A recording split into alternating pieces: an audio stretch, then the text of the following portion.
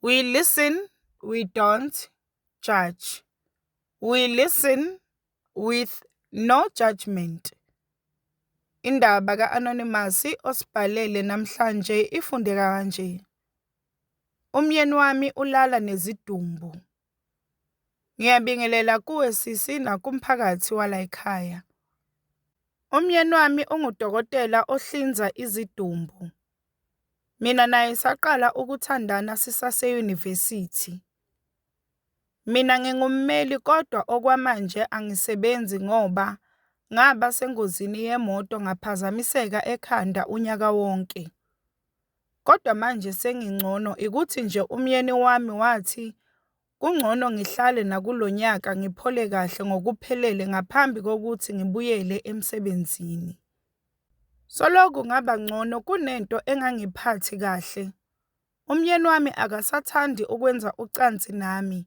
Noma silenza kuba irawundi elilodwa acede azilalele. Nalo lelo rawundi ngilithola kanye ngeviki. Uma kube kabili kumele ngimuphoqe. And futhi lento isicala ukungisolisa ukuthi mhlambe ngesikhathi ngigula unyaka wonke ngonyaka ondlule wathola omunye umuntu. Kodwa futhi into engixakayo ukuthi lo muntu uhlezi abuya ngesikhathi emsebenzini. Futhi uyangifonela uma engekho busy sixoxe. Akenzi njengomuntu ojolayo nedi inkinga iba sembedeni. Or mhlambe ujola khona emsebenzini. Kuzomela ngiyithole le ndaba ngoba angeke ngikwazi ukuqhubeka kanjena. Asinayo nengane lena, ngikhathele ukuthola izipho ezibizayo nemali mina ngifuna ucansi kanye nengane. Sengikhulume ngidiniwe nale ndoda uma ngimtshela ukuthi ngizomyeka uvele akhale axolise angisazi nami. Kuthe ngolunye usuku ngaya la asebenzela khona. Angikaze ngiye ngaphambilini ngenxa yokusaba kodwa ukuze ngazi ukuthi kwenzakalani kuzomela ngiye. Ngathi uma ngifika ngathola intombazane eklinayo. Yase iyasho-ke ukuthi babhizi banomunye udokotela. Ngase ngithi uyini lowo dokotela owesilisa noma umuntu wesifazane? Wathi udoktor osafunda uyintombazane. Ngathukuthela ngagana unwabu ngase ngimbuza ukuthi unesikhathi esingakanani lowo dokotela efundela lana. Wathi inyanga yesithathu lena. Ngavele ngabona ukuthi kushuthi ulala nale ntombazane. Ngabonga-ke kulosisi ngathi angamtsheli ukuthi bengilana ngahamba.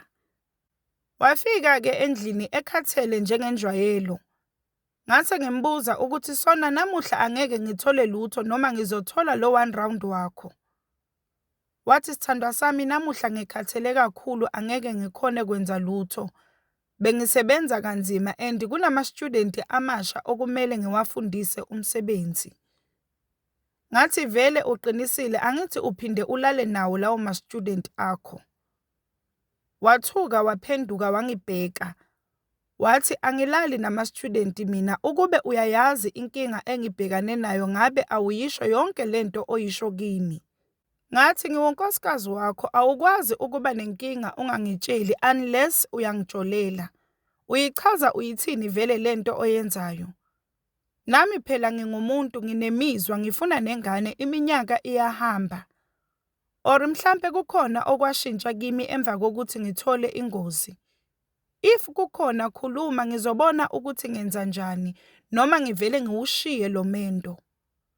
Wavele waguqa phambi kwami wakhala wathi sithandwa sami awunayo nencane inkinga. Yimina onenkinga and angazi ngiyoqala ngakuphi ukuyikhuluma lento. Into engazifaka kuyona inzima kakhulu. Ngicela ungixolele futhi ungibekezelele ngisafuna isibindi sokuyikhuluma lenkinga. Ngisaba nokuthi uma ungathola uzongilahla. Ngathi ngizokunika inyanga ibe yodwa vo. Uhlale ucabange ukuthi uzongitshela noma cha. Akusiyo phela impilo lena futhi sengikhathele okwamampela. Ngase ngimshiya-ke ngayolala azange ngisamnikeza nokudla kwakhe. Ngakhala ngaze ngazumeka. Kwathi-ke ngakusasa emini wangithumela izimbali, amacici nje izinto ezinhle. Vele-ke sengijwayele ukuthi njalo saxabana ungithumela izipho. Angibhalele-ke nokuthi ungithanda kangakanani, kodwa konke lokho akusangisebenzeli mina. Ngalelo langa-ke ngahamba ngayovakashela umngani wami ngiyomchazela ngale nkinga engibhekane nayo emshadweni wami.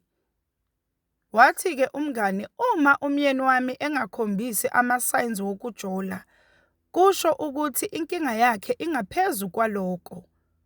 Wathi kusho ukuthi kuzomele ngimtshele ayobona i-therapist, mhlasimpe kuyo uzogonyuluka agcine esekhonile ukukhuluma nami. Ngabona ukuthi lento eshiwo umngani wami uqinisile futhi yoyodwa i-option esengisele nayo. Ngabonga kakhulu kumngani wami, ngase ngithi angiyofuna-ke leyo therapist ngoba phela ngijahile ukuthi iphele le nkinga. Nangempela ngahamba ngifuna edolobheni ngaze ngayithola engu-Best. Ngathatha yonke i-information ngase ngibhukha ne-session for umyeni wami. Ntambama makashayisa ngamnika amaphepha ngasho ukuthi uma esafuna ngihlale kulo mshado uzoya kule therapist. Ngabe ngimshiya-ke ngiyolala kodwa-ke ukudla kusetafuleni namuhla. Kwathi-ke ekuseni wathi uma kuzovimba ukuthi ngingamshiyi uzoya ukuyobona i-therapist. Bengijabulile-ke ukuthi mhlasimpe ngizokwazi ukuthola ukuthi yini inkinga yakhe. Kwathi-ke ntambama ngalolo suku wangifonela ukuthi asihlangane khona ngoba usasebhizi uzoshawa isikhathi uma ezolanda mina. Nangempela ngaya-ke and naye wafika. Sakhuluma nje kancane nalo baba we-therapist. Wase ethi kumina angiphumele ngaphandle uzokhuluma nomyeni wami kuphela. Kwathi uma isiphelile-ke isession ngambuza ukuthi uzizwa kanjani.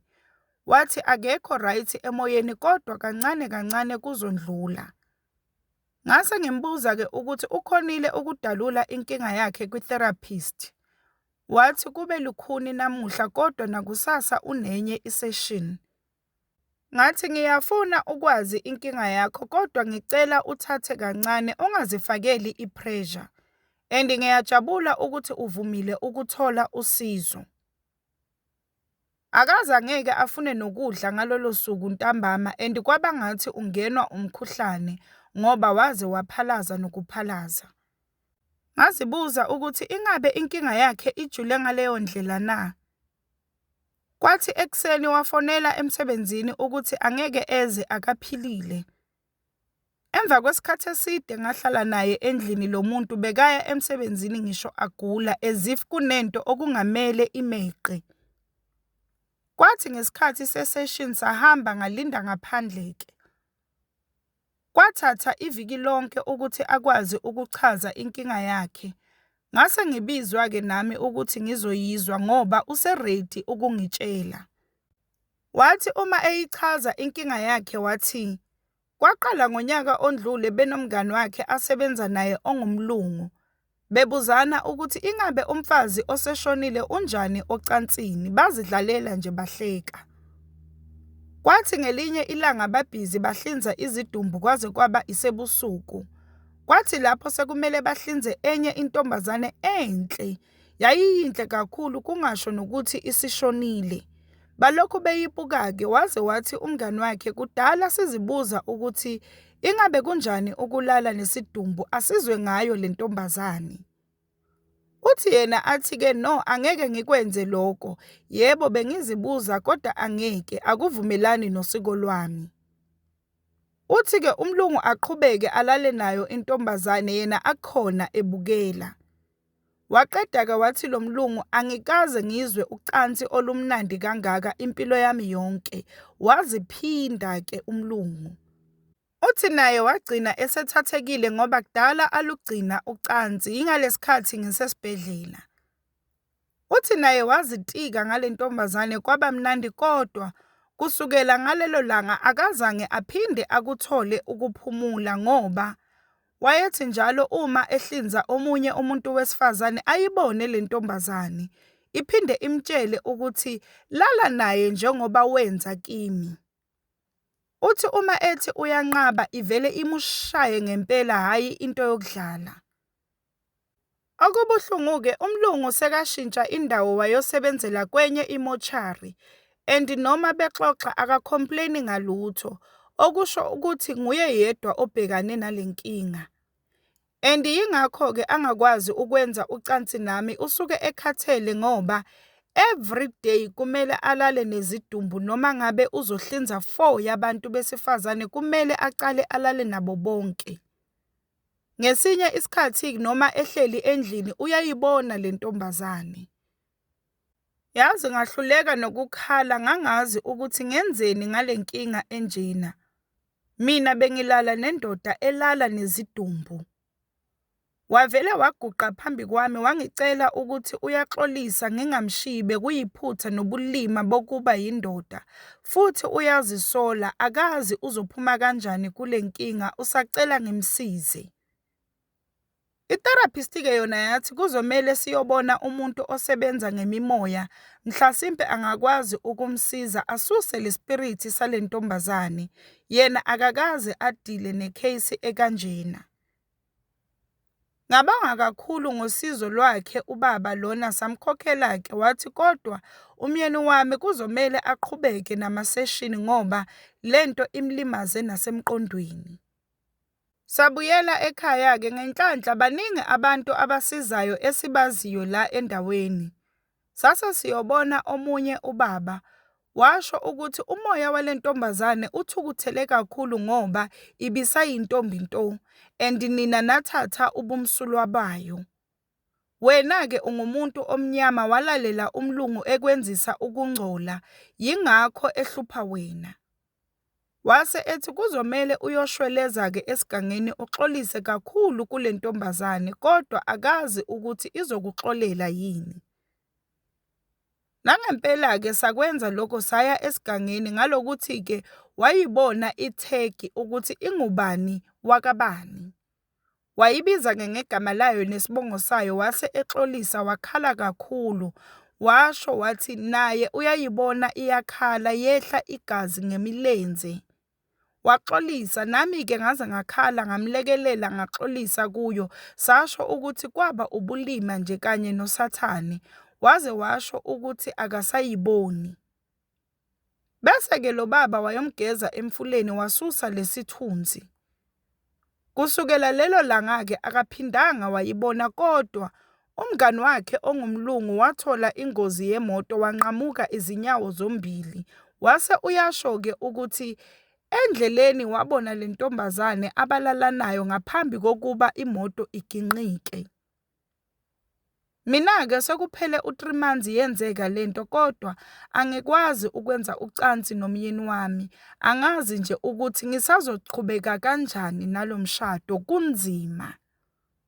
Ngiyacela mphakathi wala ekhaya ukuthi ningibonise ukuthi ngingandlula kanjani kulesimo ngoba angifuni ukuqamba amanga ngiyamthanda yena umyeni wami kodwa akundluli emoyeni wami lento ayenza. We listen, we don't judge. We listen with no judgment. Sacela usishele ukuthi ucabangani ngendaba ka-Anonymous osibhalele lapha ku-comment section. Sacela ungakhohlwa ukulike, ushare, usubscribe. Ungakhohlwa ukuthi ukusubscribe it's for free awubhadali lutho. It's for free.